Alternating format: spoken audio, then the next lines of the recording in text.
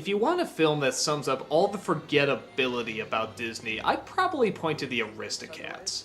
I've only seen this movie once or twice in my life, and every time I have, I've totally forgotten that I even watched it. Again, like most Disney movies, there's nothing really that terrible about it, I just can't find anything really spectacular about it. Or even that good.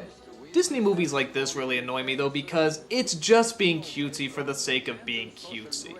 Okay, what's the story? This butler finds that he's gonna inherit a bunch of cats, and it turns out he hates cats. He's allergic to them and can't stand them. So he tries to get rid of them through the old-fashioned cliche of throwing them off a bridge. Which, by the way, am I the only one disturbed that that's an old-fashioned cliche? Do people actually do this? What the fuck was wrong with folks back then? Well, anyway, there are these two pretty funny dogs that chase him down, and we do get a pretty entertaining chase scene out of it. But after that, it's just the cats trying to find their way home and the other interesting cats that they come across along the way. There's no depth, there's no intrigue, there's no interesting twists and turns, there's no fun adventure. It's just cats looking cute and bouncing around to fun music.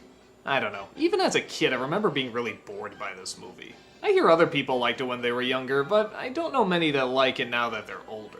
I actually find it one of the weaker Disney films simply because it leaves little to no impact. Even Disney, when it made its biggest mistakes, at least left memorable mistakes. This one I never even have any memory of watching.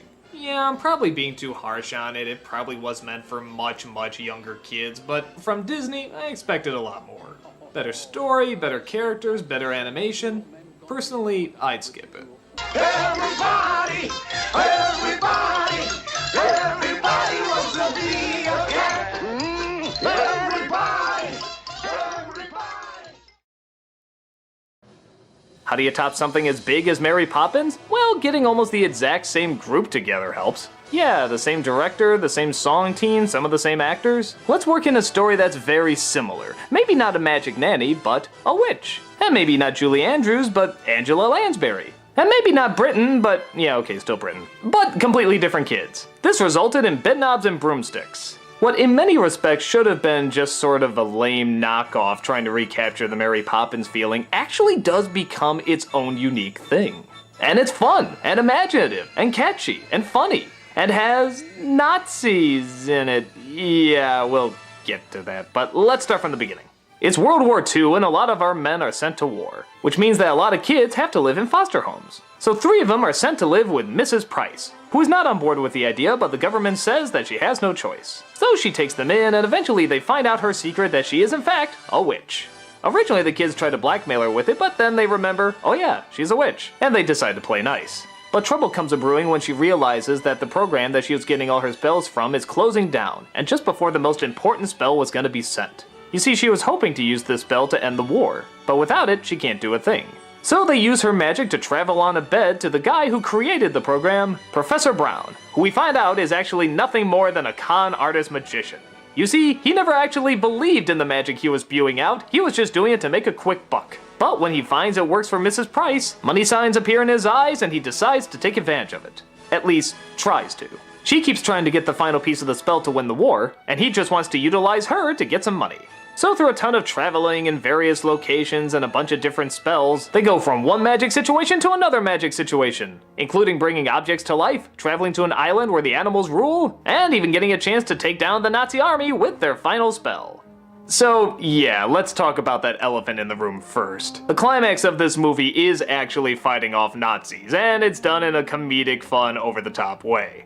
You could make the argument that this is really bad taste in the same way that maybe Hogan's Heroes is kind of bad taste. But even though it's clear they're bad guys, you never really see them do anything that horrible. Even the mission they're on is more of a training exercise than it is actual killing people. And they're not made to look super horrible, there's definitely some comedic moments with them, but yeah, you could argue that makes it even kind of worse. What, we're supposed to kind of be laughing with Nazis and showing our kids this? Some sensitivities are definitely going to be jeopardized here, so just know this is the climax of the movie, and it never gets bloody or gritty, but like I said, some people might take that the wrong way too.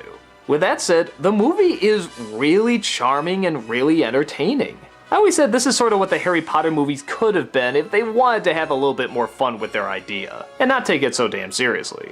And that's what this movie does. It has fun. It goes from fun location to fun location, introduces great song after great song, great dance number after great dance number, some great effects. And at the center of it is Angela Lansbury and David Tomlinson, who are both fantastic. They take these roles so seriously. But not to a point where it's distracting. It's to a point where they totally suck you in. Even in scenes where they're talking with animated characters, it never looks like they're turning to the camera and winking like, yeah, we know this is kind of stupid. You just totally believe they're really there because it seems like they really believe they're really there. I also love how David Tomlinson is sort of this likable scoundrel. He is a con artist, but at the same time, he's not a bad guy. And yeah, we do have to go through that scene where he tries to go away thinking that the family didn't get to him and that he doesn't care, even though you know he's gonna go back. And yeah, it's stupid, but you put up with it to get to the fun climax. The song's fantastic. Again, it's the Sherman Brothers, some of the best songwriters of all time, and these are some of their best songs.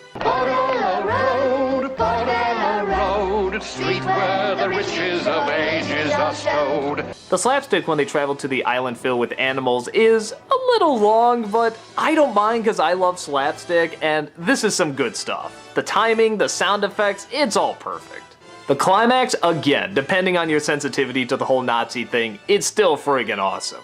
It's so cool how they can build up this great comedy, but also this great epic size to it. I mean, just look how cool this is, seeing all this armor come to life. And listen to that kick-ass chant that they got.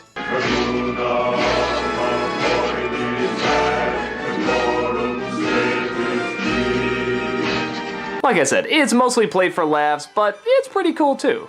If I did have a problem with the movie, I would say that the child actors aren't that great. I mean, the girl does okay, but the two boys are nothing that great. Charlie's delivery is a little too deadpan, and Paul, oh man, I don't even think he's trying. You can eat like a king in a Portobello Road.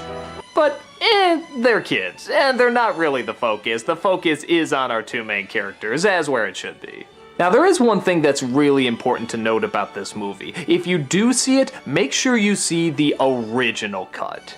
If you get it on DVD, they usually give you the extended, and that's not the one you want to see. I know a lot of times I always say, oh, they left stuff out and they should put it back in, but when they put it back in this version, it goes on forever. And this movie is already pretty long.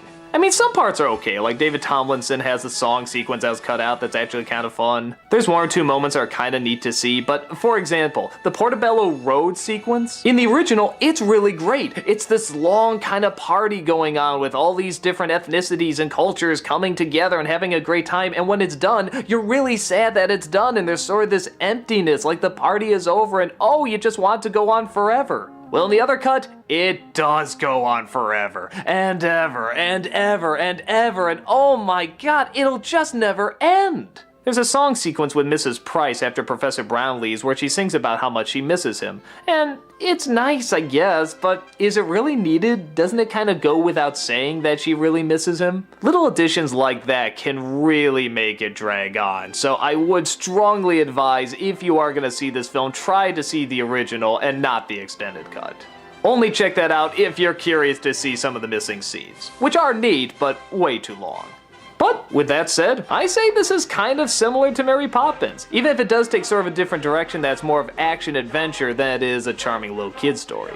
Hell, you could argue it's like Mary Poppins with swords. What the hell's wrong with that? I absolutely love it. I love the story, I love the characters, I love the performances, I love the songs, I love it all. It's an awesome adventure that's definitely worth checking out.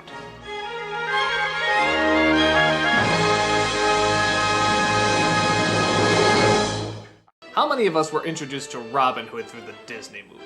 Well, I can certainly say I was. And it's interesting because I think this is the only Disney film where all the characters are anamorphic life forms. Oh, there's other movies where they use them, but I think this is the first one where every character throughout the entire flick is half human, half animal. There's no people in it. I'm not sure why they decided to make this the only one, but it works okay.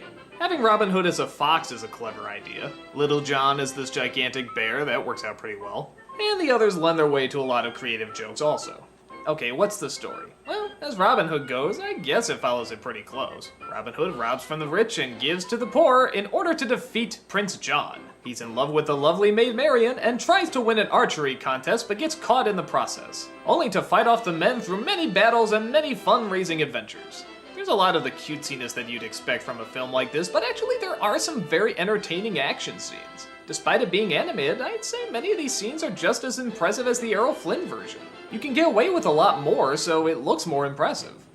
Robin is pretty much your very basic nice hero, and Maid Marian is very much your very typical nice maiden. Just a nice little romance to soak up the kids' attention. They stay in their basic roles, and I guess that works out okay.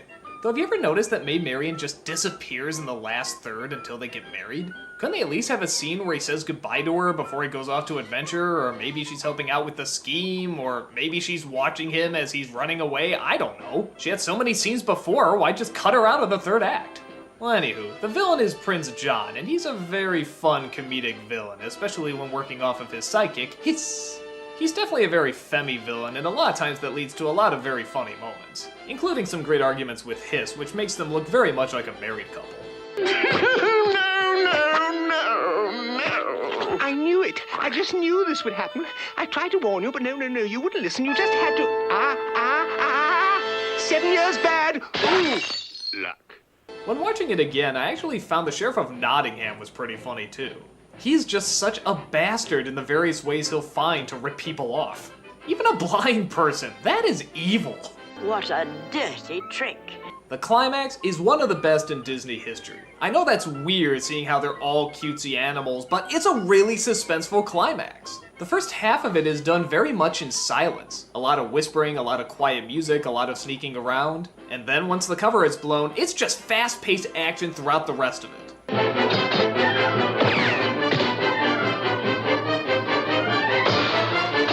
It's just great because everywhere the main character turns, there's always something else trying to get him.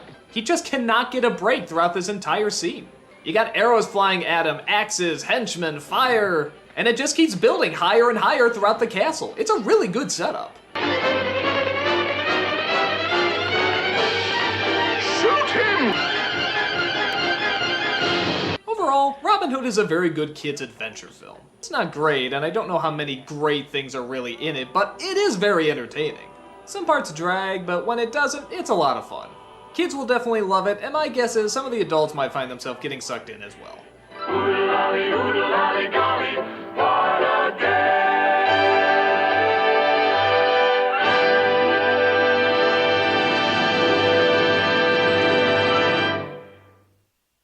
Okay, so I said I would talk about the sequels and remakes to a lot of these movies, and with Herbie, oh my god, there are so many. It's funny when you think of Disney and all the sequels and characters that they use that Herbie is not usually mentioned among them, but he has a ton of sequels and remakes. There's Herbie Rides Again, Herbie Goes to Monte Carlo, Herbie Goes Bananas. There's a remake with Lindsay Lohan. And yes, there's even a remake with Bruce Campbell. Bruce Campbell drove Herbie. It's so friggin' weird. And pretty much all these movies range from to weird and surreal, I don't know, it's hard for me to think of a movie that was downright painful, like it was so bad I just wanted to turn it off, but at the same time, none of these really grab me that much. Some of them have some really surreal moments, like in Herbie Rides Again. I remember the villain has a dream that a bunch of evil Herbies are chasing him and trying to eat him. Yeah, it's pretty out there. But after that, they all kind of gel together. It's somebody discovering the car is alive, trying to convince themselves it's not alive, but coming around to realizing it is alive and trying to convince other people that it's alive, them not believing, and then coming around, winning some races, hijinks ensue. I don't know. In all honesty, the idea only had possibility for one movie, and even then, it wasn't really that much possibility. They just kind of got lucky in how goofy it was, and how much passion they put into it. But then again, there is sort of this weird, funny charm to some of them as well in just the idea. Again, Bruce Campbell driving Herbie. Just watching him talk to the car is kind of funny. But really, that's just kind of a kitsch thing. Like, oh, isn't it funny if you know who Bruce Campbell is and know what Herbie is to see them together talking? But yeah, that's not really enough to make it last throughout an entire movie. There's one with Lindsay Lohan and Michael Keaton, and yeah, what really annoys me about this one is, remember how I was saying how great it was before that Herbie never really had any eyes or he didn't talk or anything like that? Well, here they tried to give Herbie a face. Yeah, it'll roll its eyes, it'll kind of smile, and it really doesn't work. I don't know, just something about talking cars, they never work for Disney. I think it's more fun if you just kind of guess what the car is feeling and you kind of put your own emotions onto it. But when we actually see it react to something, it's pretty dumb. I guess I give it credit that the series apparently had enough steam for so many movies and remakes, but again, I don't know how many people really talk about it or remember them. They're kind of like the Disney direct-to-DVD sequels, you just kind of go, oh, that existed. And again, I don't recall any that were like a sin against nature bad, but I don't think any really require that much of a viewing. If you're gonna check them out, I'd say do it just for mere curiosity. Don't expect to get anything that great out of it. If you do have that curiosity, go and find out for yourself.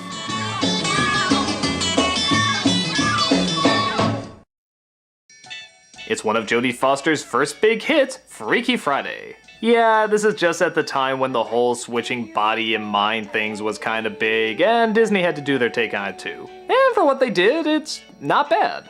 The story is about as textbook as you can get. A mother and daughter don't get along and they're constantly screaming at each other, and one day they say, wouldn't it be great if we switched places and you knew what it was like to be me? Well, one day, that's exactly what happens. They switch around and sure enough, they're stuck in each other's bodies. The daughter has to be mother and the mother has to be daughter. As you imagine, they're in way over their head, they have trouble making friends, and yeah, they find out maybe it is hard being this person.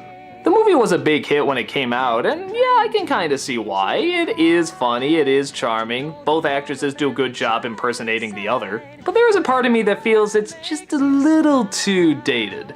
Not to say that isn't funny at times or really a lot of fun, but I don't know, don't you know exactly from the beginning where this is gonna go, and don't you know half of these jokes that are coming? And I think with a story like this that's been done so many times, you have to add a little bit more to it, and here, I just don't see that much more added. Again, apart from two very funny performances and sort of the standard textbook stuff that you do with this story.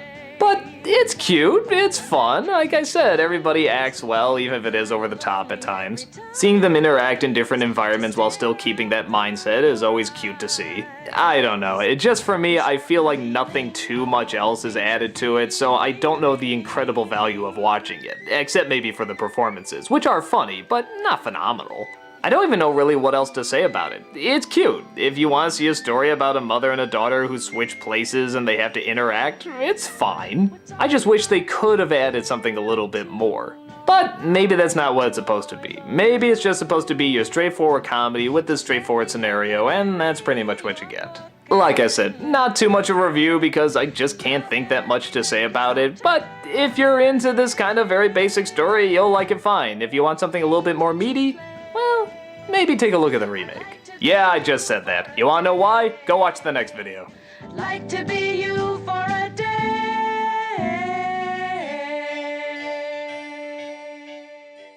Winnie the Pooh, Winnie the Pooh.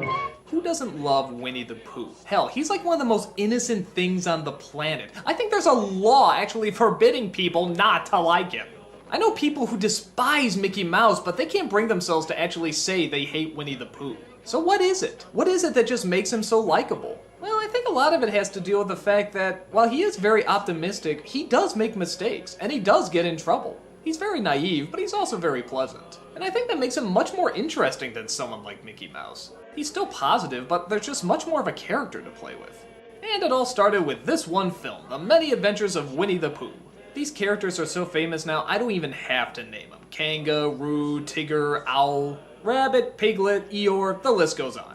The story is very loose in that there's not that much of a flowing narrative. It's just sort of the life of Pooh and his friends through the course of, I don't know, a year maybe? It's just all the troubles, circumstances, and weird situations they get in, and how they manage to live or get around it. As a kid, I liked it fine, but watching it now years later, actually, it's a lot better than I remember it. They actually make a lot of fourth wall jokes using the book that they're in, and even sometimes talk with the narrator. And so we come to the next chapter in which... But I haven't finished yet. But Pooh, you're in the next chapter. Oh, what happens to me? Well, let's turn the page and find out.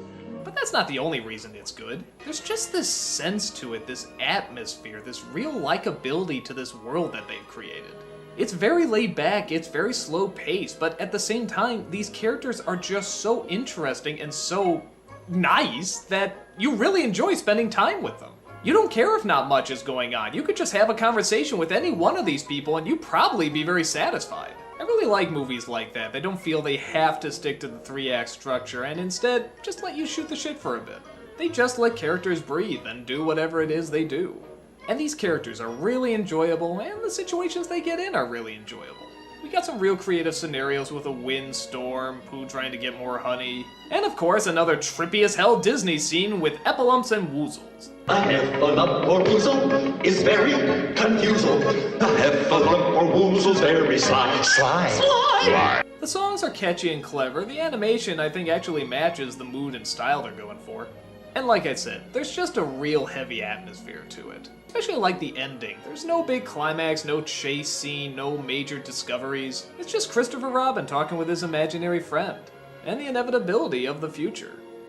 Pooh, when I'm away just doing nothing, will you come up here sometimes? You mean alone? Just me? Yes. And Pooh, promise you won't forget me? Ever? Oh, I won't, Christopher. I promise. That's actually kind of heavy stuff. Winnie the Pooh is not often looked at as one of the great Disney films, but it is looked at as one of the great Disney characters. And that's all the film is, just enjoying this character and all the people that surround him. It's clever, it's nice, it's friendly. I really enjoyed watching it again. In fact, it's one of the few Disney films where I like it just as much as a kid as I do as an adult. It takes me right back to that same place I enjoy, and I always love coming back.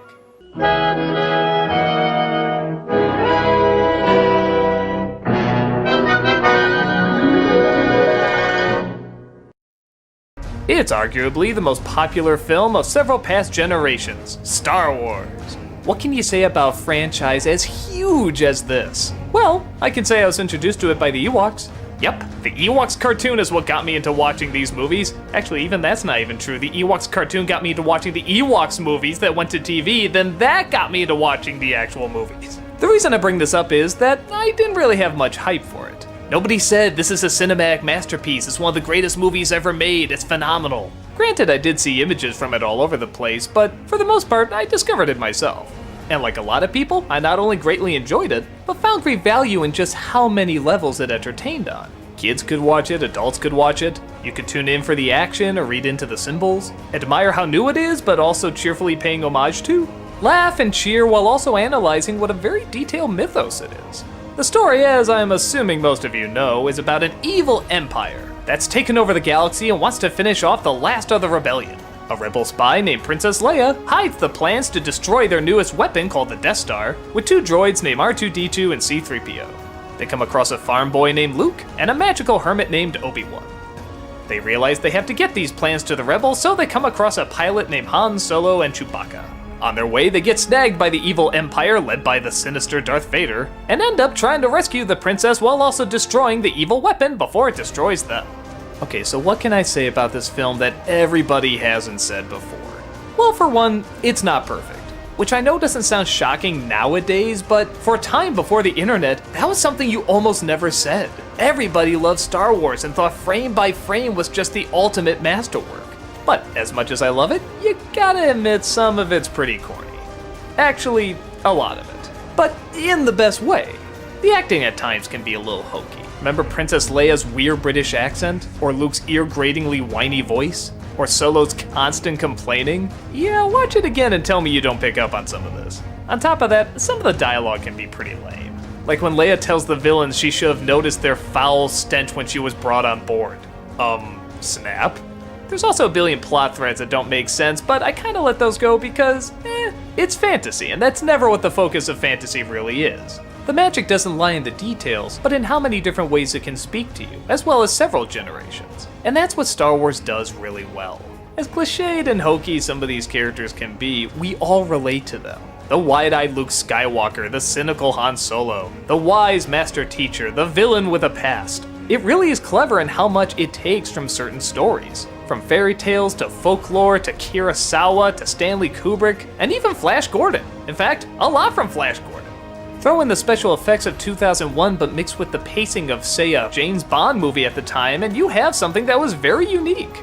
It explains all the areas you want to know about and keeps vague the areas you don't want to know about. The Force is a perfect example of that. It's the magic energy that flows through us all and can help people if they know how to use it. That can be anything. It can be religion, it can be Taoism, it can be the power of God, it can be the power of the mind. There's so many ways you can interpret it. The beauty of the film is in its simplicity. But with that said, there is a lot of detail in the techniques. The effects at the time were groundbreaking and done for not a very big budget. It just took a lot of time, energy, and devotion, as well as pretty good actors interacting off of them. For as simple as these archetypes are, and yeah, sometimes as awkward as they can be, you still connect with them very quickly. We don't know much about Darth Vader yet, but by God, James Earl Jones' voice gives him such a history. You can tell this is a guy who means business because he's been through a lot, and all of that just comes through the voice. And the seriousness that everybody takes this dialogue that a lot of other people would kind of see as silly, adds a surprising credibility to this world. A world that creates an environment that both seems very simple but somehow complex at the same time. Sure, it's silly, but it's endearing, and puts a lot of thought in the areas that you want to put a lot of thought into, as a lot of good myths do. Is it one of the great myths? Well, I don't know if I can go that far. I'd still say probably check out a lot of the traditional ones to get an idea of what great storytelling is. But for the film industry at the time, and even you could kinda argue today, you don't really see that many myths. At least, not new ones. And not one that captures so many of the important elements so creatively and with such fun. Yeah, I know, I guess I'm saying what everybody says about this movie, but I can't help it. It's good. I really enjoyed it as a kid, and I really enjoy it now. Okay, I can't quite join the group and say it's one of the greatest things I've ever seen, but it has definitely left an impact on me, and for the right reasons. For me, it was a gateway to other myths, an introduction to simple storytelling that can lead to vast worlds, and I appreciate it greatly for that. I see its flaws, but the stuff that's good is just too clever to overlook. I don't know if it's the stroke of a creative artist or a jumbled mess that accidentally turned out something great, but it's a lot of fun to both watch and analyze. I can see why they show it in film classes and analyze it here and there. Is it overplayed? Sure. Do we praise it too much? Probably. But it's a great starting point for opening up to more great stories. So grab your lightsaber, get into your X-Wing, and may the Force be with you.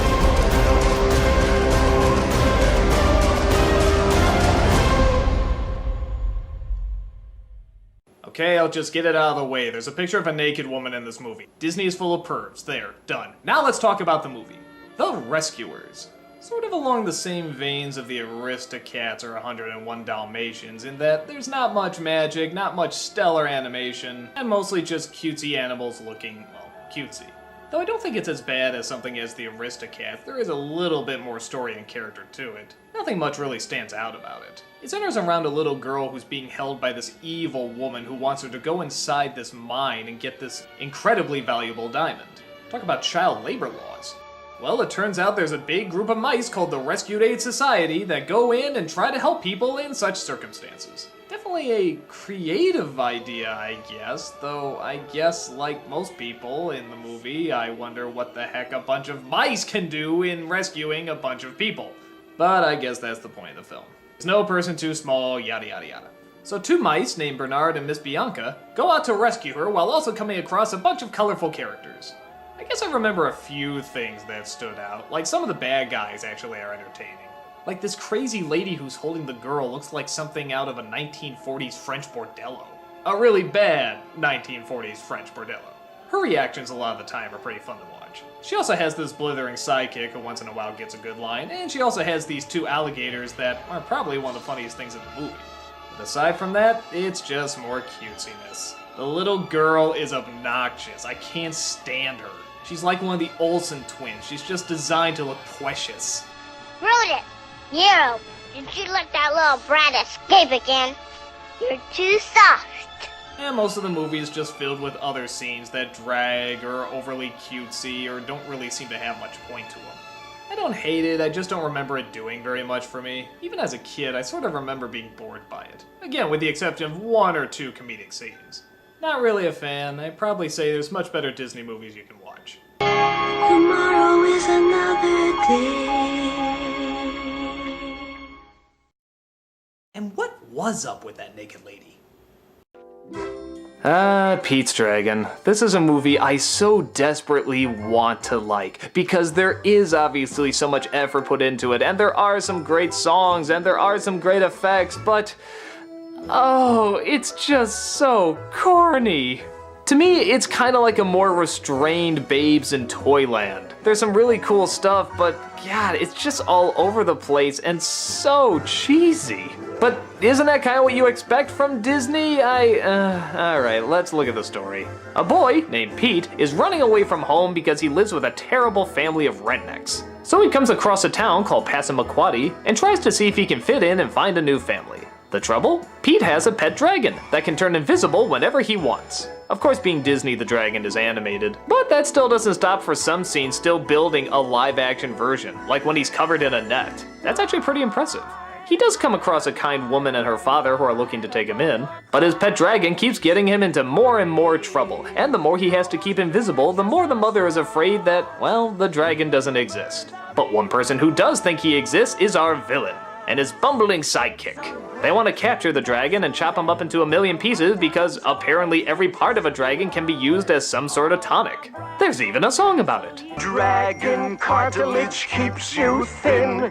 Dragon fat is for burns. A dragon tear will clear up your skin. The number one problem is that unlike films like Bedknobs and Broomsticks or Mary Poppins, where they never quite wink too much to the camera or never fully let in how cheesy it all is, this kinda does. It's hard to say. Everyone just seems a bit too over the top. Even the kid that's supposed to be sort of the normal nice kid is a little too over the top normal nice. There's nothing much to him.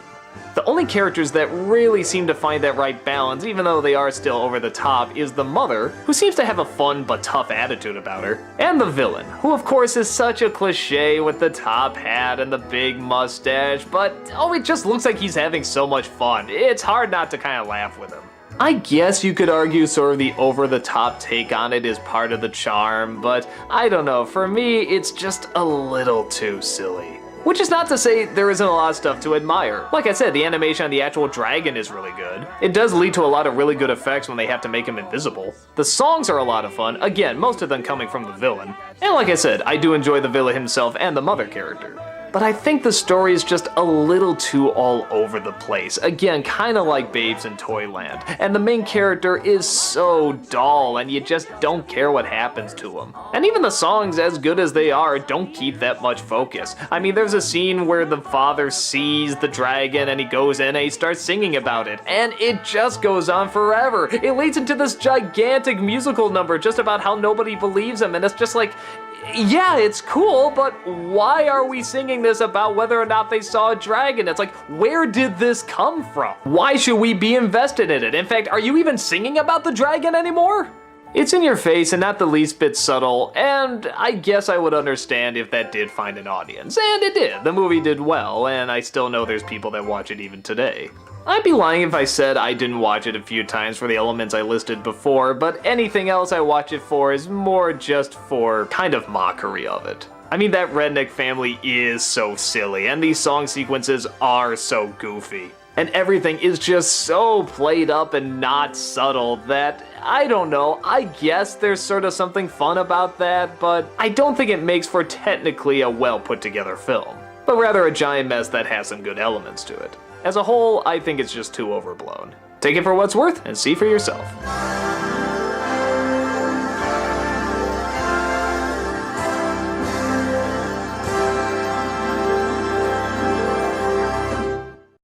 The Black Hole is one of those movies I always heard a lot of people talk about, but not usually very favorably. And after having finally seen it, I can definitely see why.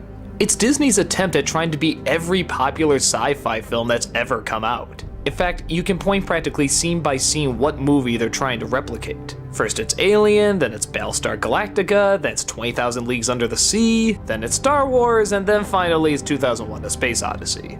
In trying to combine them all together, you get a film that has very little identity and is just kind of a huge mess. But at the same time, I can't say it was entirely bad. There's some good things about it. A couple, maybe. It starts off with an expedition in space where they come across a craft that apparently has been lost for years. a scientist and his robot standing on the edge of the black hole. He claims the rest of the crew died, yeah, that's it, and that he's been spending his time trying to figure out how he can go through the black hole and come out the other end. He thinks he's finally found a way and everybody's intrigued to see if he can actually do it. The downside is there's a lot of mysterious things going on. His robot crew almost seems a little too human, and there's just this all-around threatening tone where the people feel more like prisoners than they do guests. Secrets are discovered, sides are declared, and it's a battle to see who can get off the ship alive.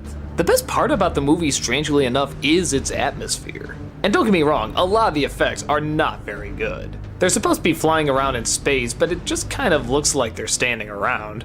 And the keying is really, really bad. I mean, look at that. Can you take a guess where the real film is and where the matte painting begins? Yeah, it's pretty painful.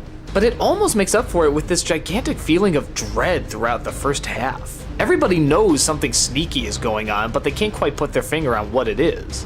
They're just waiting for a trigger moment to whip out their guns and start defending themselves, but there never really seems to be a reason to. Plus, it has maybe one of the scariest robots of all time.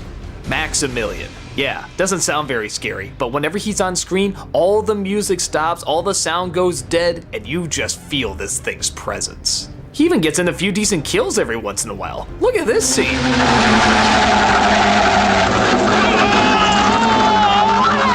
Jesus Christ! For Disney, that's pretty gruesome. For such a simple design, I love how uncomfortable I feel whenever he's on screen. He doesn't even say anything, it's just, I don't know, it's just this presence they create.